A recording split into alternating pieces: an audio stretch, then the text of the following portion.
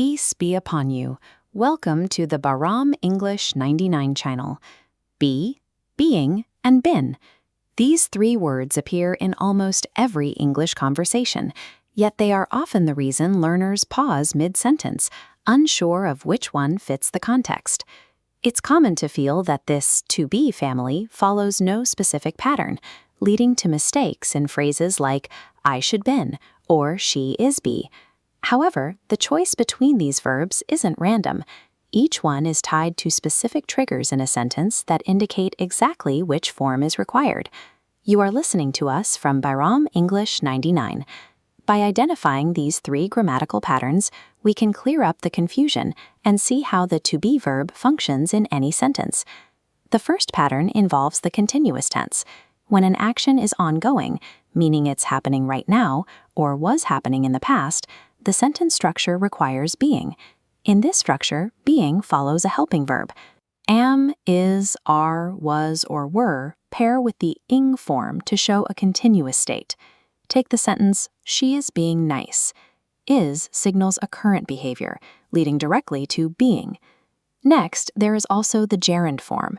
This is when being acts as a noun rather than a verb, allowing it to function as the subject of your sentence. For example, being a teacher is amazing.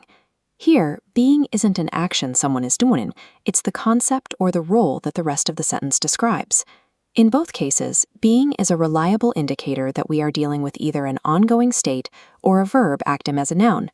You are listening to us from Bahram English 99. The second pattern is found in the perfect tenses. These are used for actions that were completed in the past or have continued up to the present moment.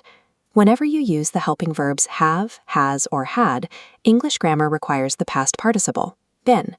This remains consistent across the timeline.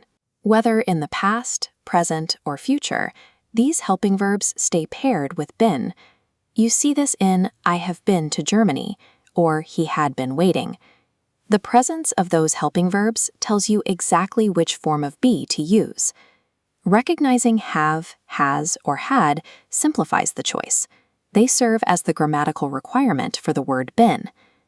The final pattern involves modal verbs. These are words like can, could, should, and might that express possibility or necessity.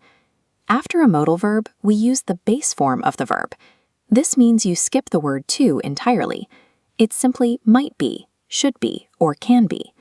Outside of modals, the base form be also appears in infinitives, like I want to be, or the subjunctive mood, such as I recommend he be present. To see how these rules work together, we can look at the passive voice. This is a structure we use when the person performing the action isn't the main focus at all.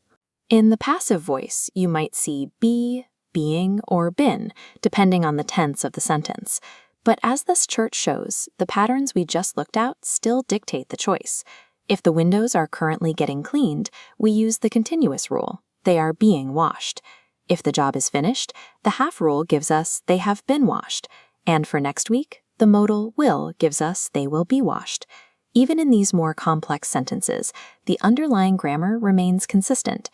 Now that we've looked at the patterns, these three words are no longer a source of confusion. You can see how each one depends on the words surrounding it. Just look for the indicators. Use being for continuous actions, been after have, has, or had, and the base form be after modals. You are listening to us from Bahram English 99. Thank you very much for watching the video.